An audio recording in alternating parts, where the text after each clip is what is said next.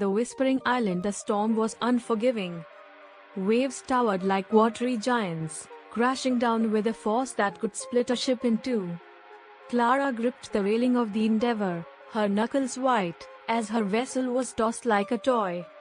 She had set sail for uncharted territories, but nothing could have prepared her for this. When she awoke, the storm had passed, leaving behind a surreal calm.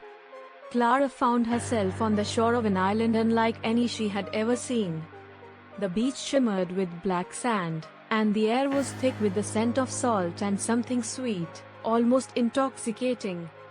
In the distance, towering cliffs stood guard over the jungle, their jagged edges piercing the sky. As she gathered her belongings, Clara realized something peculiar. Her compass spun aimlessly, and the horizon, no matter which direction she faced, appeared blurred and distorted. It was as if the island existed in its own reality.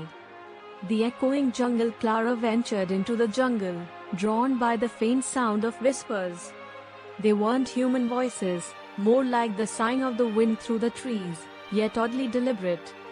The foliage was lush, almost too green, with vines that seemed to shift slightly when she wasn't looking. She came upon a clearing where a stone obelisk stood, ancient and covered in strange carvings. The symbols glowed faintly, pulsing like a heartbeat. As she reached out to touch it, a cold shiver ran down her spine.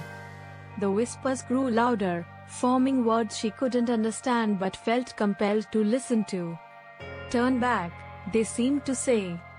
But curiosity overpowered fear. Clara pressed on.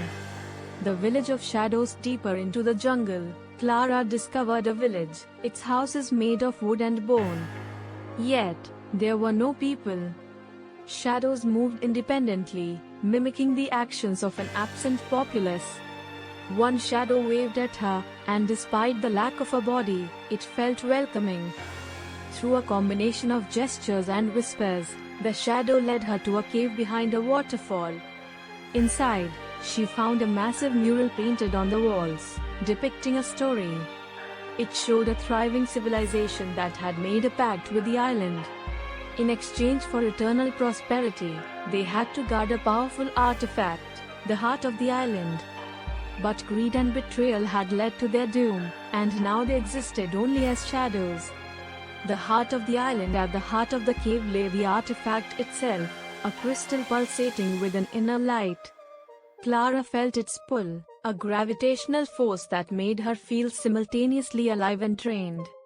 The whispers now screamed in her mind, warning her not to touch it. But she did. The moment her fingers brushed the crystal, a surge of energy coursed through her. Visions flashed before her eyes, the rise and fall of the ancient civilization, the storms that protected the island, and the artifact's true purpose. It was a key, not just to immense power, but to a realm beyond comprehension. The escape. The island began to quake, as if the act of touching the artifact had awakened it. The shadows screamed silently, their forms dissolving like mist. Clara ran, the jungle seeming to shift to block her path, but she persisted. She reached the shore just as a new storm rolled in. A small rowboat, battered but intact, awaited her. She pushed off, paddling furiously as the island faded into the mist. Behind her, the whispers grew fainter until they were gone. When Clara returned to civilization, no one believed her story. But she kept the crystal, now dormant and dull. Sometimes, late at night, she swore she could hear it whispering, promising her answers if she was brave, or foolish, enough to return.